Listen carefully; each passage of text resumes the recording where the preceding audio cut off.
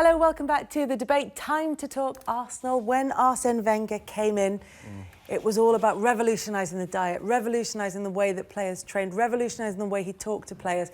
Unai Emery's come in and he's revolutionised the diet. There's no fruit juice, there's no sugar in their diet. It's all about intensive training to get them to play the way that he wants them to. Yeah. Is he a modern incarnation of Wenger? I think everybody's taken something from Arsene Wenger, and that's why when you mention him, everybody says, yeah, he brought so much to the English game and revolutionised it. And I was in the dressing room when it all happened, and it happened literally from Friday to Monday. We was a totally different team in respect of preparation and nutrition and training. So he's realised that he's gone into Arsenal and he needs to make drastic changes. And, you know, whether or not the players are going to be up for the change, we'll soon find that out, because we're finding out on a weekly basis who may be able to do it and who may not be able to do it. But I think that he's going about it brilliantly in what he's trying to do. And hopefully he will get the opportunity at some stage to buy the kind of players that's going to be able to implement what he wants to do. But is Emery as revolutionary as Wenger was? Or is he just catching up with where everyone else is? I think that what Arsene Wenger done from that side, everybody's added on to it more and more and more. I think he's at that stage now where you have to cut out certain things in the diet, which is going to help anyway. Then your training methods and how you're going to train with the weights and everything else, what he's doing at the moment. But everything has moved on from when Arsene Wenger started doing it to actually where he is now. But nothing changes in respect to the foundations of it. How quickly was you as a player, right, to take that on board? We took it on. Obviously, we complained a lot, the English, because he stopped everything. No tea, literally there's only water. There was no kind of like condiments anywhere. You know, he was even telling us how many times we had to chew. No way. Chew to win, it was called. Chew to win. And it was something that, like, Dennis and Patrick and Manu and all the guys, they would just literally, Arsene Wenger said, you have to take this, the creatine, the B6, B12, whatever else. You have to take that, the vitamin injections. They've done everything.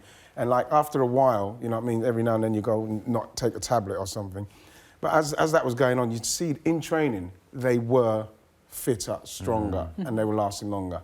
So everybody got on board with that. And towards the end of that, we were just literally like Supermen. All we needed were capes. We didn't have capes. It was probably some kind of hazard. If you can't wear a snood, you certainly can't wear a cape. But that's normal, though, now, isn't it, Alex? Like the rest of the Premier League has caught up. The rest of Europe has caught up with those methods. Yeah, and even when it's not just football now. When you look at other sports in the NFL, the top athletes, it's those fine margins, those 1% gains. What can make me better? When you look at Harry Kane, what Harry Kane has now got his own nutritionist, because they're seeing the benefits on the pitch.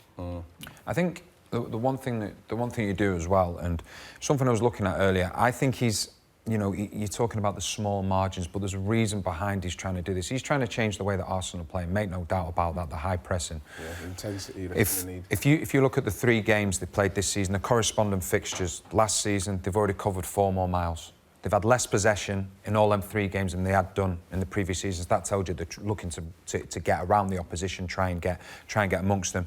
They've covered more ground in the Premier League in the first few games than any other team.